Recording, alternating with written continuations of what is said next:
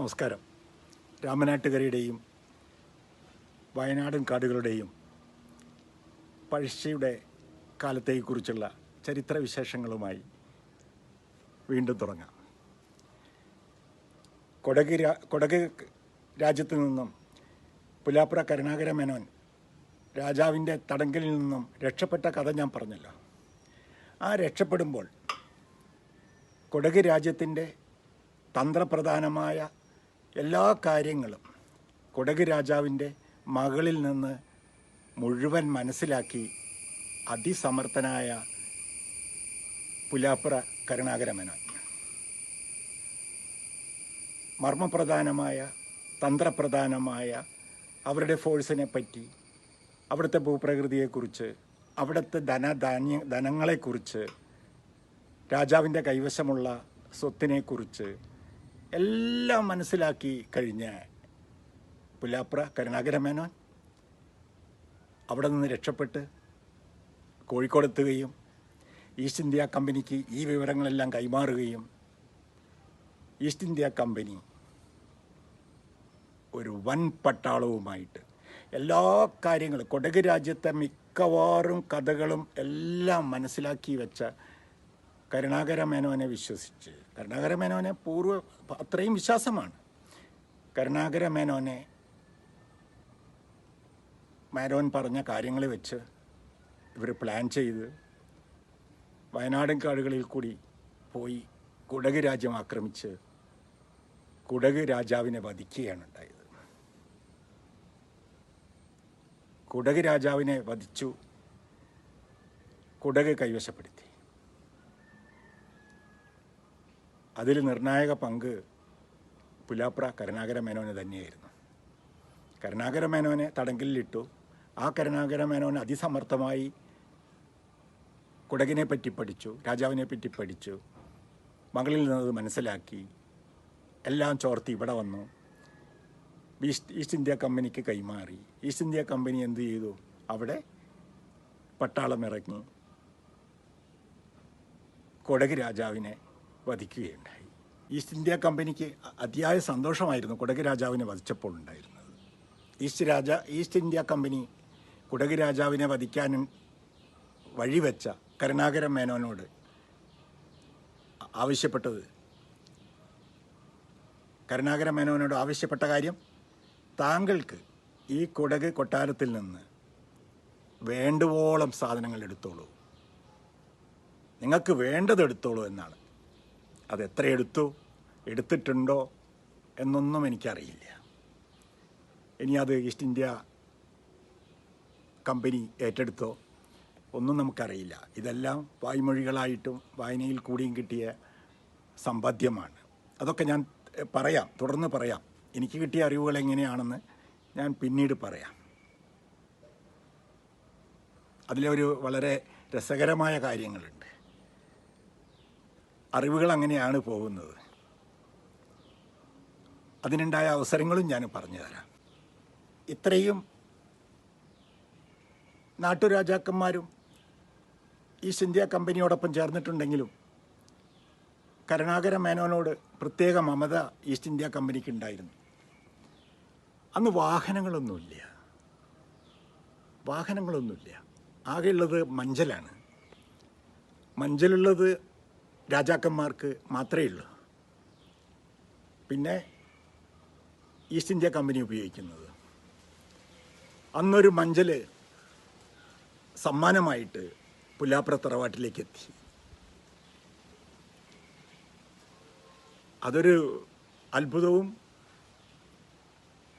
പുലാപ്ര കരുണാകര മേനോൻ്റെ ഫാമിലിക്ക് രാമനാട്ടുകാർക്കും അത്ഭുതം തന്നെയായിരുന്നു. കേരളക്കരയ്ക്ക് തന്നെ അത്ഭുതമായിരുന്നു. ഒരു പല്ലക്ക് വീട്ടിലെത്തുക എന്ന് പറഞ്ഞാൽ, ഇന്ന് 5 കോടിയുടെ കാറ് വന്നാലും അത്ഭുതപ്പെടാത്ത മലയാളിയോട് അന്നത്തെ മഞ്ചൽ വന്നു എന്ന് പറയുമ്പോൾ അധികമൊന്നും അതിശയമുണ്ടാവില്ല. പക്ഷേ വാഹനമില്ലാത്തൊരു കാലഘട്ടമായിരുന്നു എന്ന് നിങ്ങൾ ഓർക്കണം. അന്നാണ് ഈ മഞ്ചൽ കിട്ടുന്നത്. ഈ മഞ്ചലിൽ യാത്ര ചെയ്യുന്നതോ 4 പേര് കഴുത്തിലേന്തി അതിൽ ഒരു രാജാവിന് കിട്ടേണ്ട എല്ലാ സുഖസൗകര്യങ്ങളോടുകൂടി സഞ്ചരിക്കാൻ, ആ കുടുംബത്തിന് സഞ്ചരിക്കാൻ അധികം പേർക്കൊന്നും അതിൽ കയറിയിരിക്കാൻ പറ്റില്ല. ആളെ ഏറ്റി കൊണ്ടുപോകുന്നതല്ലേ. ഒരു ആൾക്കോ രണ്ടാൾക്കോ സഞ്ചരിക്കാം. അങ്ങനത്തെ ഒരു മഞ്ചലായിരുന്നു പുലാപ്ര തറവാടിന് കിട്ടിയിരുന്നത്. മാത്രമല്ല, പുലാപ്ര തറവാട്ടിലുള്ള ഭൂമിക്കൊന്നും നികുതി വേണ്ട, നികുതി എടുക്കണ്ട എന്ന തീരുമാനം ഈസ്റ്റ് ഇന്ത്യ കമ്പനി ഏറ്റെടുത്തു. നോക്കത്താ ദൂരത്ത് വയൽ, നോക്കത്താ ദൂരത്ത് പറമ്പുകൾ, മറ്റ് കെട്ടിടങ്ങൾ, അങ്ങനെയൊക്കെ ആണെങ്കിൽ കൂടെ പിന്നീട് ഈസ്റ്റ് ഇന്ത്യ കമ്പനി പഴശ്ശിയുമായുള്ള യുദ്ധം നടക്കുകയാണ്. പഴശ്ശിയുമായിട്ടുള്ള യുദ്ധം കൊടുമ്പിരി കൊണ്ട് നടക്കുന്ന ഒരു കാലഘട്ടം. ആ കാലഘട്ടത്തിലേക്കാണ് ഇനി നമുക്ക് എത്താനുള്ളത്. അപ്പോൾ പുലാപ്ര തറവാട്ടിൽ മച്ചിൽ ഭഗവതിയൊക്കെ ഉണ്ട്. മച്ചിൽ ഭഗവതിയൊക്കെ ഉണ്ടാവുമ്പോൾ ഇറച്ചി, മദ്യം നിഷിദ്ധമാണ്. ഇദ്ദേഹത്തിൻ്റെ പുലാപ്ര തറവാട്ടിലാണെങ്കിലോ ബ്രിട്ടീഷ് ഈസ്റ്റ് ഇന്ത്യ കമ്പനിയുടെ മേലധികാരികളായിട്ടുള്ളവർ വീട്ടിൽ വിരുന്ന് വരും. അവർക്ക് താമസിക്കാനായിട്ട് പടിഞ്ഞാറ് വശത്ത് ഒരു വലിയ മന തന്നെ ഉണ്ടായിരുന്നു. ആ മനയിൽ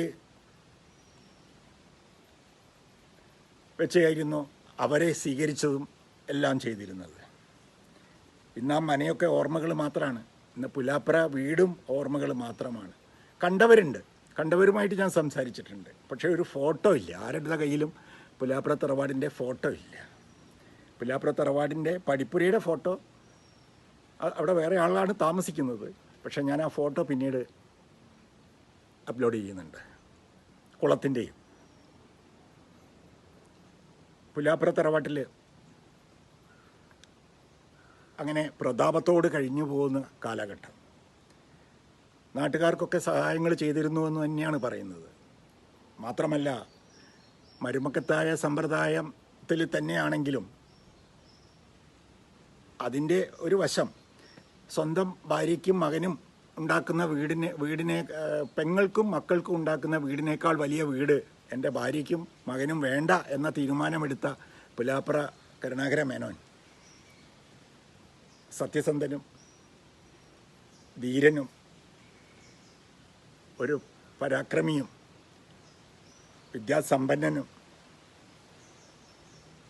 വാക്ചാതുര്യം കൊണ്ട് ആരെയും വീഴ്ത്താൻ പറ്റുന്ന ഒരു മനുഷ്യനുമായിരുന്നു എന്നുള്ളത് ഞാൻ ഒരിക്കൽ കൂടി പറയുകയാണ്. അങ്ങനെ പട്ടാളം പഴശ്ശിയെ കൊടുക്കാൻ വേണ്ടി പല തന്ത്രങ്ങളും എടുത്ത് വയനാടൻ കാടുകളിൽ തമ്പടിക്കുകയാണ് ചെയ്തത്. വയനാടൻ കാടുകളിൽ തമ്പടിക്കുന്നതൊക്കെ പറഞ്ഞാൽ വയനാടൻ കാടുകളിലേക്ക് കയറി ചെല്ലാൻ വലിയ വിഷമമായിരുന്നു. കാട്ടുകൂടി കയറി ചെല്ലുമ്പോൾ കുന്നിൻ്റെ മുകളിൽ നിന്ന് കുറിച്ചപ്പടയാളികൾ അവരെടുത്തുള്ള കൈവശമുള്ള അമ്പും വില്ലും അവരുടെ ആകെയുള്ള ഇതായിരുന്നു അത്. അമ്പും വില്ലും ഉപയോഗിച്ച് അത് കത്തിയമ്പുണ്ട്, മൊട്ടമ്പുണ്ട്, കൂരമ്പുണ്ട്, അങ്ങനെ പലതരം അമ്പുകളുണ്ട്. വില്ലാണ് മുള കൊണ്ടുണ്ടാക്കിയ വില്ല്, പാണൽ നാരുകൊണ്ട് കെട്ടി ഉണ്ടാക്കി വലിച്ച് കൃത്യസ്ഥാനത്തേക്ക് അമ്പ് ചെയ്ത് വിടാൻ പറ്റിയ പ്രഗത്ഭരായ പാരമ്പര്യമുള്ള കുറിച്യർ, വേട്ടയാടാനൊക്കെ വളരെയേറെ താല്പര്യമുള്ള കാടളക്കി വേട്ടയാടുന്നവർ. തുലാപ്പത്തെന്ന് പറയുന്ന ദിവസം ഉണ്ടെങ്കിൽ അവർക്ക് ഇറച്ചി നിർബന്ധമാണ്. ഇന്നത്തെ പോലെ പിന്നെ കാട്ടിൽ കയറാതിരിക്കാനൊന്നും ആരും പറയാനൊന്നും പറ്റില്ല. കാട്ടിൽ ആർക്കും വേണമെങ്കിലും കയറാൻ പറ്റുമായിരുന്നു. പക്ഷേ വന്യമൃഗങ്ങൾ പിടിച്ചുകൊണ്ടോ അത് വേറെ കാര്യം. പക്ഷേ വേട്ടയാടാൻ ഇവരെ കഴിച്ച ആൾക്കാരുണ്ടായിരുന്നുള്ളൂ. ഇവരെ ഒപ്പരം നായ്ക്കളും ഉണ്ടായിരുന്നു. അത് പറയാതിരിക്കാൻ വയ്യ. ഞാൻ തന്നെ കണ്ടിട്ടുണ്ട്. ഈ കുറിച്ച് ഒപ്പരം നായ്ക്കളുണ്ടാവും, 5-6 നായ്ക്കളുണ്ടാവും.